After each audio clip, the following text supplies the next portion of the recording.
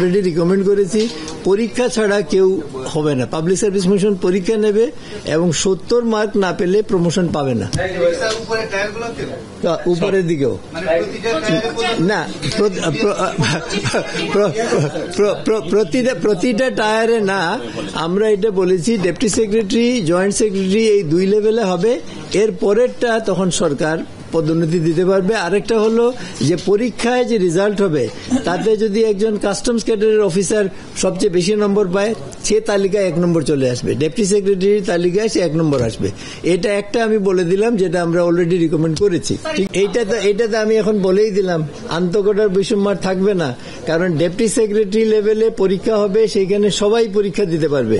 এবং পরীক্ষা দিয়ে কেউ যদি, আমি বললাম তো যে একজন যদি ইনকাম ট্যাক্সের কেউ 1 নম্বর হয়, ওই ডেপুটি সেক্রেটারির তালিকায় সে 1 নম্বরই থাকবে। এইটাই আমরা রিকমেন্ড করেছি। পার্সেন্টেজও আগে যেটা ছিল 65-35, এটা থাকবে না, এখন 50-50 হয়ে যাবে। যে ধরনের সরকারি আসুক না কেন, মন্ত্রী যারা হন তারা যদি তাদের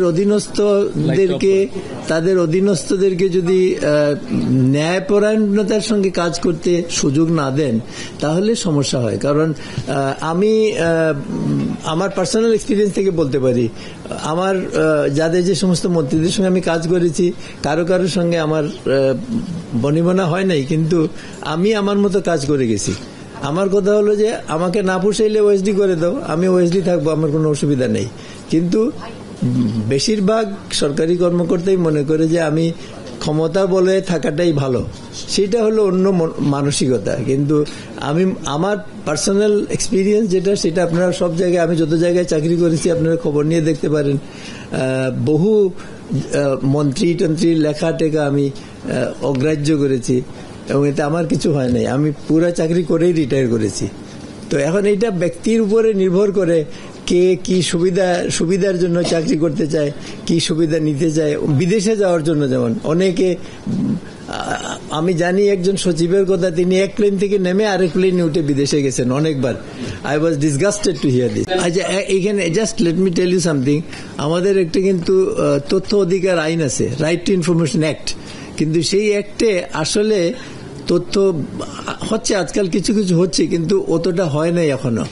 কাজেই শুধু টপ সিক্রেট, রাষ্ট্রীয় কারণে সিক্রেট রাখতেই হবে, এই ধরনের জিনিস ছাড়া বাকি জিনিস আর রাখা যাবে না। আমরা এই তথ্য অধিকার আইনটাকে অত্যন্ত গুরুত্ব দিচ্ছি এবং তথ্য অধিকার আইনের অধীনে আপনার একজন চিফ ইনফরমেশন অফিসার সামথিং ঢাকায়, কমিশনার ঢাকায় বসে থাকতেন, আর কোথাও কোনো লোক নেই।